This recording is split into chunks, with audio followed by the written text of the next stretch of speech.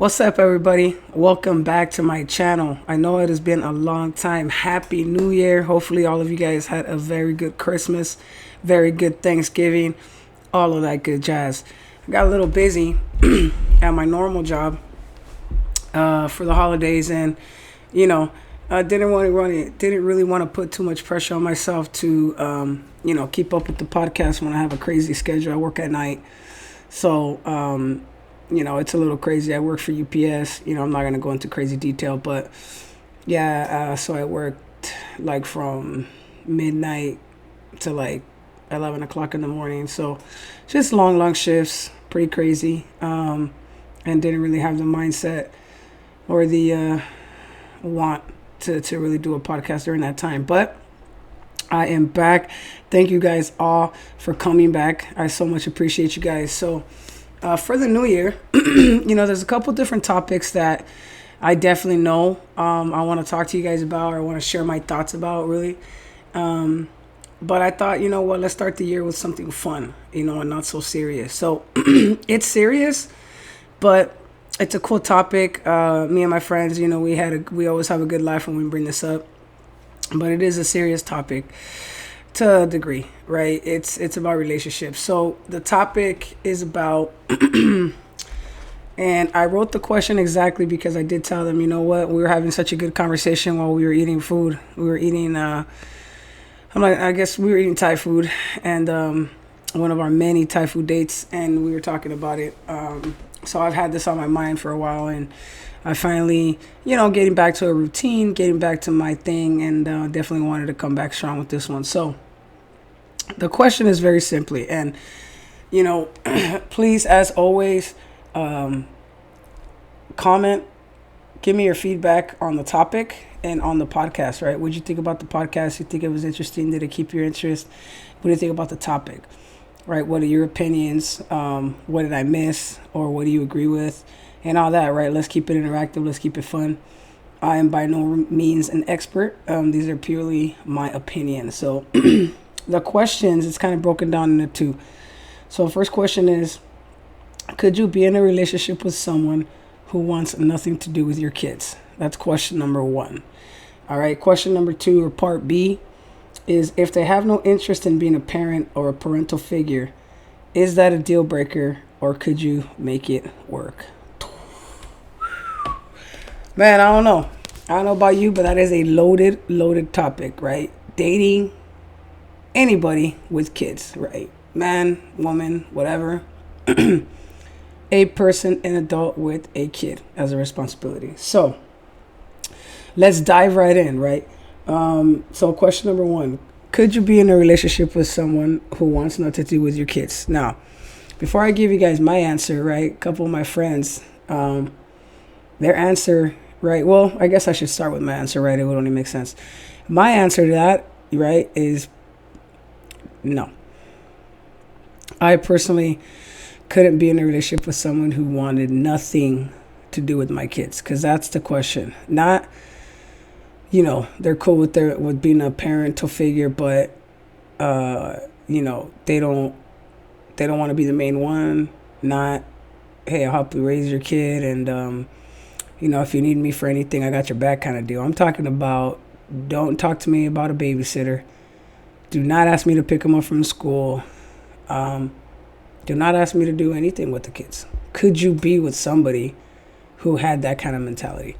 For me, that answer is a no, right? And I couldn't be with somebody who had kids and didn't have the access to them, right? They're supported, but didn't want to be a part of their lives because they're too busy or because it wasn't a priority.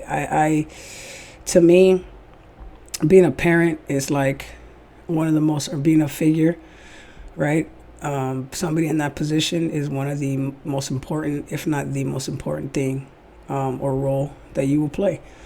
And, I just don't see how someone who's a parent or who sees himself as a parent can be with somebody who didn't want to love their kids and didn't want to be a mentor, who didn't want to be a help, who didn't want to be a guide for the kids. I think that old saying that it takes a village is very, very true.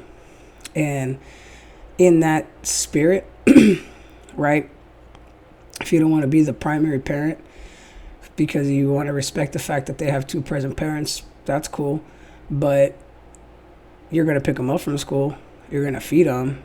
You're going to help them with their homework if they ask you, I would hope. These are the things that I would hope that my significant other would do for my kids, that when it's Christmas, you're going to buy them something. When they need advice, you're going to step in and give them that advice. When they need discipline, right? Correction, accountability. Because as you and I live a life together, right, and my kid is in the same household, or kids, they shouldn't be discounted. They shouldn't be ignored. And, as an adult, you have an impact in a kid's life.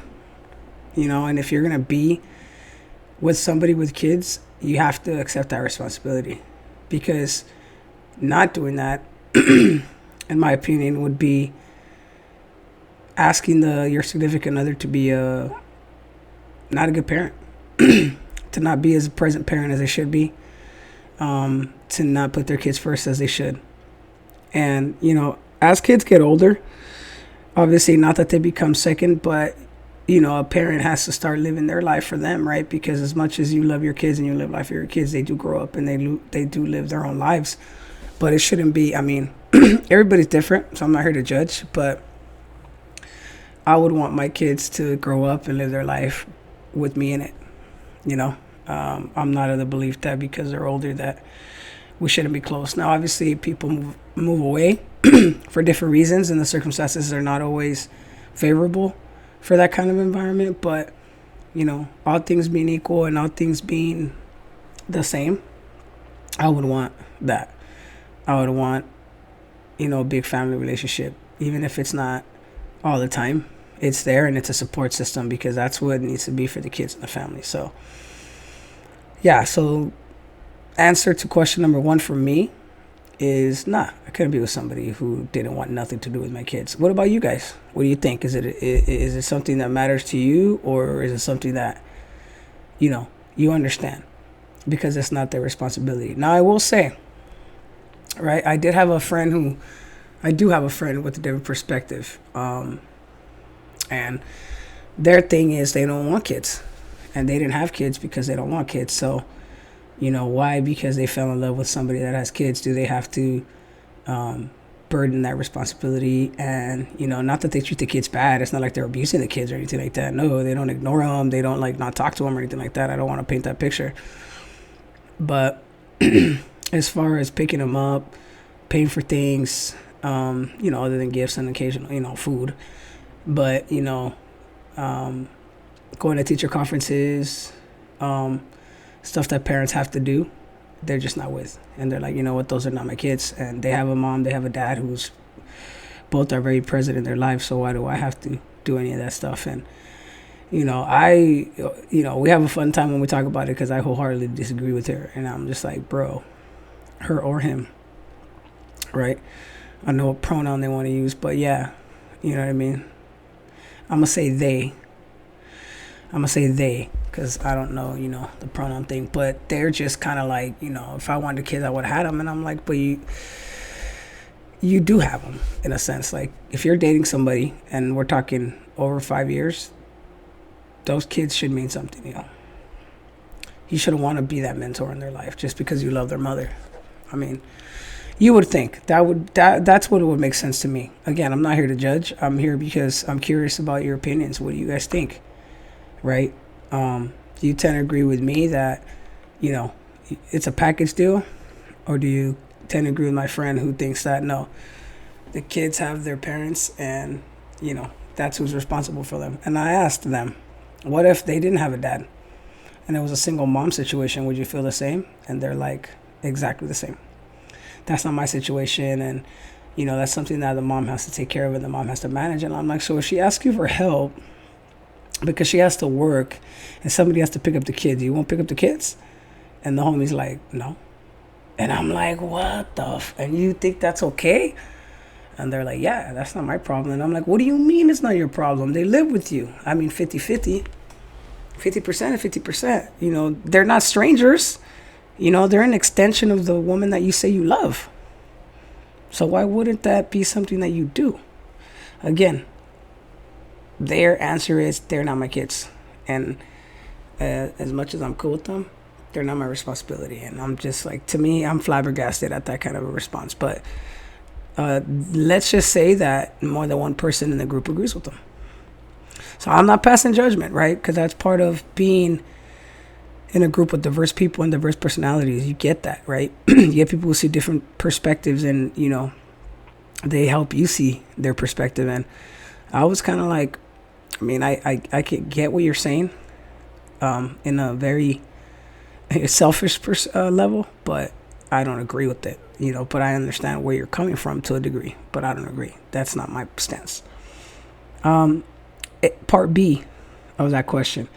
If they have no interest in being a parent or parental figure, is that a deal breaker, or could you make it work?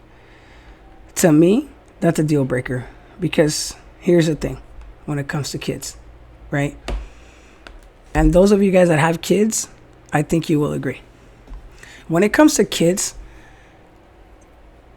when you're an adult or when you're anyone in their life, physically in their life, right? And in this case, you are married or dating their mother or father.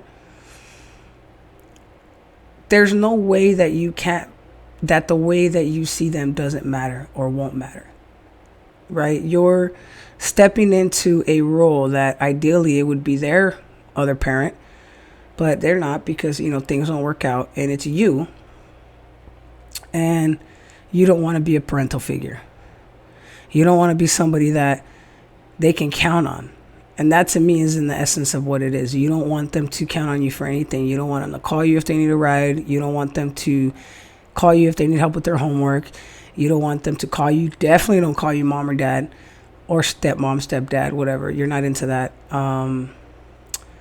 You're definitely not trying to fill that role, that parental role, that comfort, that security. Then what are you doing in their life? I mean, you only get one childhood, man. Do you know how many adults are effed up because they had effed up childhoods? All of them. All of us. Right? Some more than others, right? The degree, right? It's a wide spectrum. But at the end of the day, most fucked up adults, when you trace it back to, it's a fucked up childhood. Abandonment issues, abuse, poverty, lack of education, lack of opportunity for parents, for generations in their family. All of that impacts the children born. So to me, and maybe it's the fact that I took child psychology, the fact that I took, you know, a couple of these classes at Chapman that really opened my perspective. Or maybe it's because I think I'm naturally, what is the word I'm looking for? Motherly, like maternal. There you go. Maternal. I love kids. Anybody who knows me knows that.